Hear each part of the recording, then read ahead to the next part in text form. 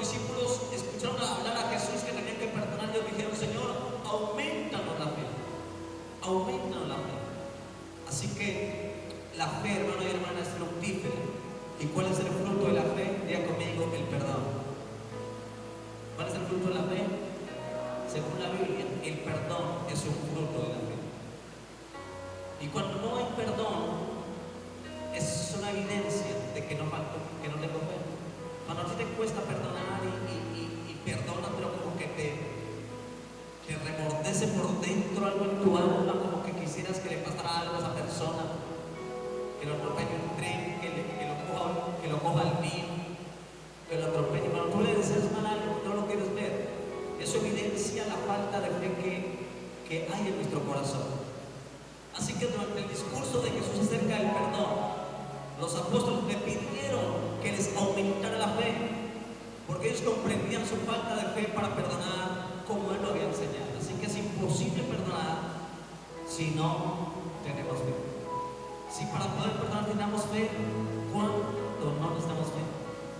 Hoy donde hay un mundo donde hay tanta cosa que le ocurre, ¿cuántas veces al día tu esposo te ofende, mi hermana? ¿Cuántas veces al día tu esposo te ofende? Muchas, ¿verdad?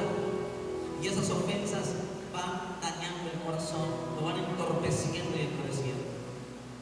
Y si surge una fe firme en el Señor, para, a pesar de las ofensas que tu esposo te dice, poder perdonarlo, y no lo puedes perdonar porque te falta fe, tu corazón se endurece y se va cerrando. Aunque ores, aunque vayas a la iglesia, aunque hagas muchas cosas y llores, si no puedes perdonar porque te falta fe, y sin fe es imposible agradar a Dios.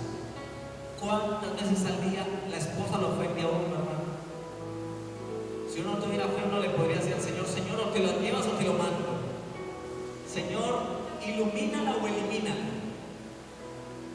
Necesitamos fe para perdonar. ¿Cuántas veces al día, hermano, los hijos nos ofenden? O los papás ofenden a los hijos, ¿verdad? Continuamente nos vivimos ofendiendo. En la iglesia, ¿cuántas veces nos ofendemos entre nosotros? Es normal. La Biblia dice en el versículo número 1, dice: Jesús les dijo a sus discípulos: imposible es que no vengan tropiezos, mas ay de aquel porque viene el tropiezo. Y dice el versículo 3: mirad por vosotros mismos, si tu hermano pecare contra ti, repréndele, y si se arrepiente, perdónale. Y si 7 veces al día pecare contra ti, 7 veces al día volver a ti diciendo: me arrepiento, perdónale. Y cuando Jesús le dice a alguien que le tiene que perdonar, le dice: Señor, si toca perdonar tantas veces al día, entonces aumentanos la fe, porque no tenemos fe, nunca podremos perdonar. Y en un mundo donde nos ofendemos tan fácil, no hay tanta que nos ofende continuamente, necesitamos fe para perdonar. Vamos. En respuesta a Jesús, que le aumentara la fe, Jesús habló de una fe viva, de una fe que le puede ser un árbol sicomoro. Desarráigate y pásate al otro lado. Dice la Biblia que os obedecerá. Una fe poderosa, hermano y hermana. La fe tiene tanto poder que puede perdonar aún las ofensas más grandes. La fe es tan poderosa que puede traspasar montes al mar. Es tan poderosa que puede desarraigar sicomoros y volverlos a otro lugar. Es tanto el poder que tiene la fe, hermano. Amén. Y el diablo sabe eso. Por eso el diablo trata de quitar la palabra, porque es la fe viene por la palabra de Dios, que se cree y que se obedece. Porque el diablo sabe que un cristiano con fe es un cristiano poderoso. Amén. El cristiano, Satanás sabe que un cristiano de fe es un cristiano de poder. Y él va a tratar de hablar la palabra, de quitar la fe de ti y de tu corazón. Una fe viva, una fe fundamentada sobre el cual, hermano y hermana, el fundamento de esa fe es Cristo Jesús. Y vamos a ir terminando diciendo, hermano y hermana, que la fe debe ser una fe constante en el deber. Amén. Una fe constante en el deber. Y vamos a mirar lo que dice la palabra del Señor en esta mañana. Lucas 17, 7 al 10 dice, allí sigue hablando de la fe. Si usted se da cuenta, viene hablando del perdón, luego une al perdón con la fe, y luego une la fe con el servicio, con el deber del servicio. Es un solo tema, aunque aparece dividido por títulos. Eso no está en la Biblia, eso aparece en las impresiones, donde hacen para facilitar tu lectura de la forma, pero eso nos daña la comprensión del texto. Pero escuchen lo que dice el verso 7. ¿Quién de vosotros, teniendo un siervo que ara o apacienta ganado, al volver del campo luego le dice: pasa, siéntate a la mesa? No le dice más bien: prepárame la cena, sígueme hasta que haya comido y bebido, y después de esto, come y bebe tú. ¿Acaso da gracias al siervo porque hizo lo que se le había mandado? Pienso que no. Así también vosotros, cuando hayáis hecho todo lo que os ha sido ordenado, decid: siervos inútiles somos, pues lo que debíamos hacer hicimos.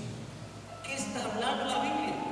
Está hablando de que la fe está unida a un deber constante, no solamente hacer lo que me piden, sino a correr una milla más. Amén. La Biblia dice que yo corro una milla más. No es suficiente con hacer lo que te mandan, debes hacer algo más. Si alguien te dice: arregle esa silla, pero si usted ve que en el caminar hay basura, debe recoger la basura. Pero si tú dices: me dijeron que arreglara la silla, eso hago, la basura que la recoja otro, y no lo hace, la Biblia dice que eres un siervo inútil, porque usted solamente lo que se le pidió que hiciera, pero no tuviste un deber como siervo de hacer algo más, de correr una milla más para el Señor. Esa es la evidencia de la fe, una fe, hermano y hermana, en el deber del servicio, en el deber constante. Amén. La Biblia dice que el siervo que hace solamente lo que se le pide que haga es inútil. La Biblia me dice que el hombre de fe es aquel que está comprometido con el deber del Señor, y que no solamente hace lo que se le pide, hace mucho más de lo que se le pide. Corre una milla más, que si se le dice llegue a las 4, llega a las 3:30. Que si se le dice haga esto, hace eso, y le pone la ñapa, hace más. Y como decía mi mamá decía: mi hijo, el acomedido come lo que está escondido. Eso es la fe. La fe te hace tener un deber constante, no hacer lo que te mandaron solamente, pero quisiera esto nomás, que otro haga lo otro, yo no lo hago. ¿Por qué no hacerlo? Con la Biblia me habla del deber del siervo, y cuando el siervo solamente hace lo que se le pide, se convierte en siervo inútil, porque solamente hace lo que se le pidió que hiciera. Pero cuando podía hacer algo más, nunca lo hizo. Y el acomedido, el que tiene un deber por fe, Dios lo hará aceptar con los príncipes de la tierra y con los grandes del universo, lo hará aceptar el Señor. Amén. Así que yo quiero, hermano y hermana, ir terminando con esto, y es que para poder tener fe y poder que nuestra fe crezca, para poder hacer que nuestra fe, hermano y hermana, vaya en crecimiento, para poder que nuestra fe, hermano y hermana, pueda llevarnos a una vida de perdón y de un deber exitoso como hombres de Dios, debemos practicar disciplinas espirituales. Quiero que leamos esto, Colosenses capítulo 2, versos 5 al 7. Colosenses capítulo número 2, verso 5 al verso 7. Amén. Colosenses 2, 5 al 7 dice: porque aunque estoy ausente en cuerpo, no obstante en espíritu estoy con vosotros, gozándome y mirando vuestro buen ¿qué? Orden y firmeza de vuestra fe en Cristo. Quiero que vuelva a leer ese versículo, por favor. Pablo decía que aunque él no estaba presente con la iglesia de Colosenses, dice que él estaba contento y se gozaba al ver cómo la fe de ellos iba creciendo y se iba afirmando en fuerza en Cristo Jesús. Vuelve a leer el versículo 5. Dice: porque aunque estoy ausente en cuerpo, no obstante en espíritu estoy con vosotros, gozándome y mirando vuestro buen orden y la firmeza de vuestra fe en Cristo. Verso 6. Por tanto, de la manera que habéis recibido al Verso 7. Arraigados y sobreedificados en Él y confirmados en ¿qué? En la fe, así como habéis sido enseñados, abundando en acciones de gracias. Pablo está hablando aquí de disciplinas, de que ellos estaban, hermano y hermana, dice, con un buen orden y firmeza. Luego habla de abundar en acciones. Pablo está hablando de que la fe, para poder que crezca y se mantenga y vaya en crecimiento, deben tener disciplinas espirituales. Así que vamos a hablar de unas prácticas de disciplinas espirituales. Amén. Y en esas disciplinas espirituales, Pablo habla del progreso espiritual.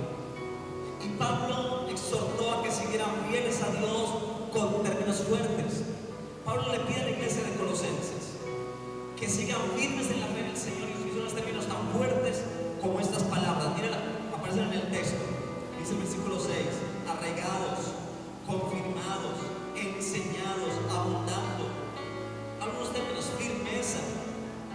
Esos son los términos que él dice: orden y firmeza. Arraigados, sobreedificados, como habéis sido enseñados, abundando. Estas son disciplinas que yo debo mantener y practicar para poder que mi fe crezca y honre al Señor con todo el corazón. Amén. Disciplinas espirituales. Vamos. Y termino diciendo esto, hermano y hermana. Si Pablo habla de unos términos tan fuertes para hablar de la fe, firmeza, arraigados, sobreedificados, confirmados, y habla de la fe siendo enseñados, abundando, si Pablo me habla de todas estas experiencias de la fe, aleluya, y habla del perdón como una manera de poder agradar al Señor, porque sin fe es imposible agradar a Dios. Amén. Necesitamos hacerlo. Termino diciendo